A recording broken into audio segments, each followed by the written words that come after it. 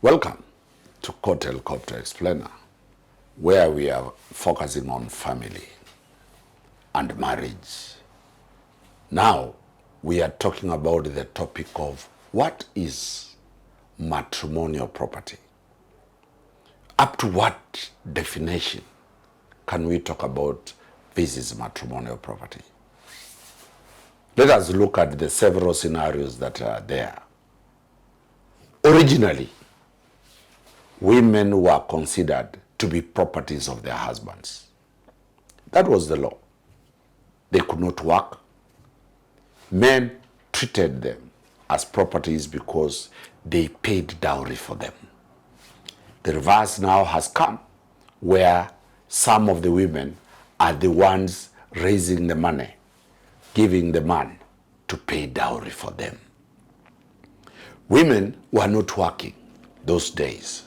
Today, the scenario has changed. We have serious corporate women. We have more women graduates into the market than the men in the market. Those are the people becoming wives. We have career women who are CEOs, and we have them in formal employment and informal employment. They are now the wives that men are marrying. The third issue, we have now women who are heavily involved in business. Previously, women could not be involved in business. They have their own businesses. They can fund the marriage. The old concept of marriage, the man provided 100% for a wife. He provided, the husband provided everything for the children. He could pay school fees. He could pay rent if he was working. He could pay for food. He could pay for clothing. Everything. School fees was a preserve of your father. Let me know. Who paid your fees? Yes. Our fan of Helicopter. Is it your father or is it your mother? We have now a new generation of youths, the Gen Zs. If you consider the Gen Zs, 80%, it is their mothers who have educated them, not their fathers. If you consider the number of widows in this country, the widows are a lot. The widows are many. They are the ones taking care of the children in marriages. Single mothers in this country are almost 40% of motherhood in this country. They are fending and feeding those children and taking them to school. So the question of marriage, the dimension of marriage at the Garden of Eden, the concept of marriage at the Garden of Eden has completely reversed. It has changed. In the Garden of Eden, Adam was given everything. For 40 years, he developed that empire of property. Eve came in just to support, just to help, just the concept that shingo haipiti kichwa. The woman ni shingo, the man ni kichwa. That concept is no longer there. So the new concept under Article 45 of the Constitution, we have now a wife who is equal to a man in marriage, in employment. Article 27 talks of equality. Everybody is equal before the law. Every spouse is equal to each other. Can you imagine? Nowadays, you must agree with your wife. You can't sell your property without the consent of your wife, the spousal consent. This is the new concept of marriage. What was the old concept under the old law? When there was divorce, when a man divorced a woman, she was entitled to get alimony, maintenance, because she had nowhere to go. She could not afford her life. Today, that alimony has been removed. The maintenance of her divorcee is not there because she is equal. What happens? The question now is there. The new law is you will divide the properties of marriage within what is called the division of matrimonial property. So the question now we are dealing with is, how do you deal with the property of the marriage? The property of the marriage under the Constitution says everybody is equal. The concept of equality of the matrimonial property. How do you divide the property? As your man, have you taken money from your circle, from your loan, from your charm as a woman, and given your husband, and all the title deeds are registered in his name? What happens? In the High Court at Nairobi, Milimani Law Courts, Family Division, course number 38 of 2019, the judge gave the decision in March, last month, March 18th, 2026. This is a case between CMP and IMW. What are the facts in this matter? The facts in this matter are that the applicant filed for division of matrimonial property. The man and the woman were married. They divorced each other. After they divorced each other, they went to the High Court. The High Court for division of matrimonial property. What is the woman's case? The woman argued that the applicant's case is grounded on the assertion that the parties commenced cohabitation as husband and wife in September 2008 in Feather Estate. This cohabitation culminated in a formal solemnization of their marriage on 7th September 2013 at the Consolata Shrine, Nairobi. The union produced 2 children. The applicant testified that she also partook in the bringing of the respondent's 2 children from a previous relationship, who resided with them since 2009. The applicant averred that on 25th November 2017, the marriage irretrievably broke down when the respondent forcibly evicted her from Syokimau matrimonial home.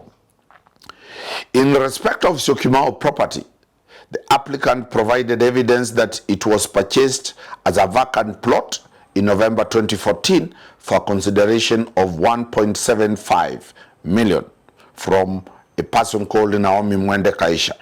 To finance this acquisition, the woman adduced evidence of a loan she took of 800,000 shillings, and the sale agreement was drafted into that. Paragraph 6, she produced evidence to show how she assisted in developing the plots both in Syokimau and in Joska Mavoko.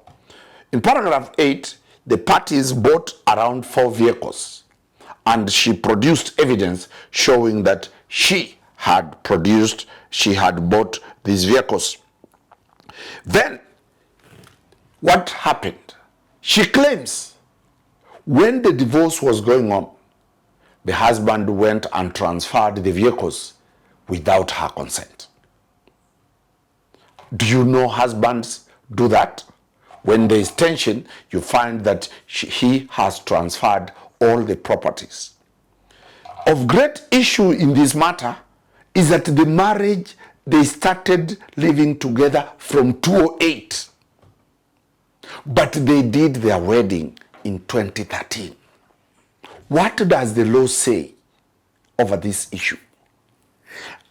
The Constitution says marriage, you are equal at the time of marriage. So the question is, they did a marriage ceremony after almost 8 years. But they acquired properties all here. Have you also lived with a man for so long? You are still a girlfriend and you come to be married. Dowry is paid, or the wedding ceremony is paid when your children are big. During that time before the marriage ceremony, is that those properties, are they going to be called matrimonial property?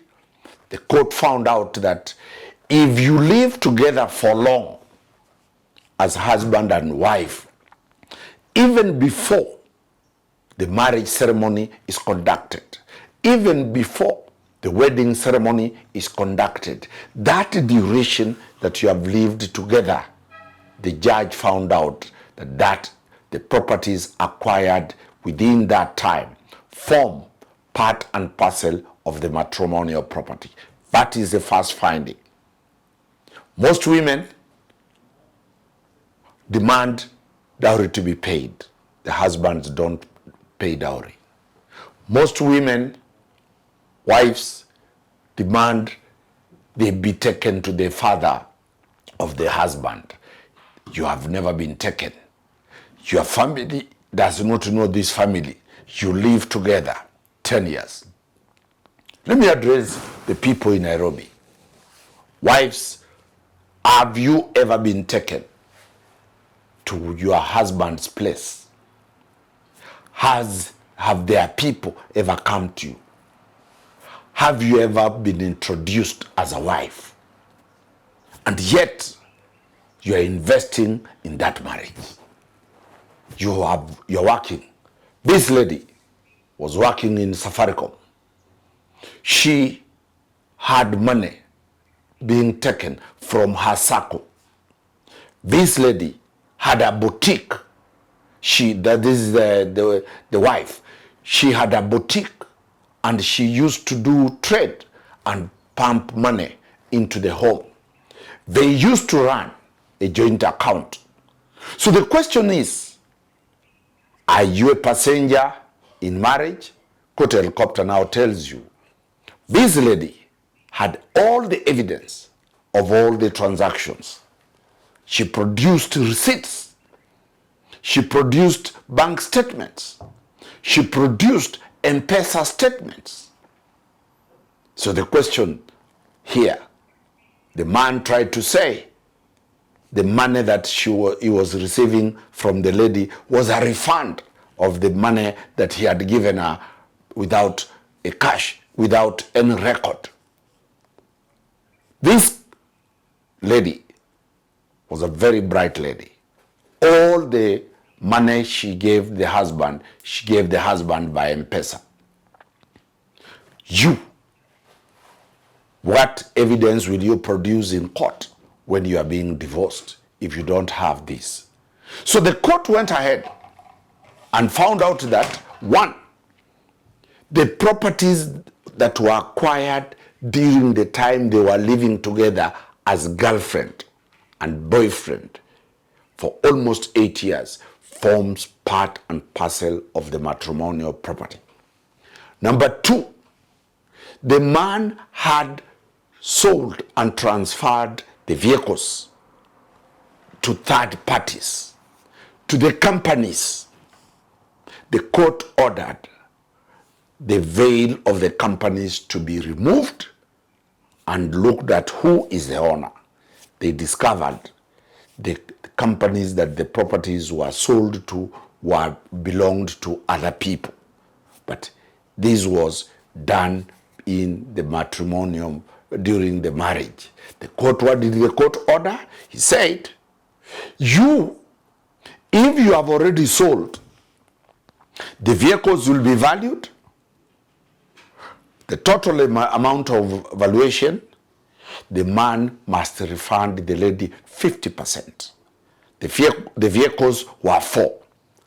Hypothetically, if the vehicles could be sold for 5 million, then the man was ordered to refund half, 50% of that.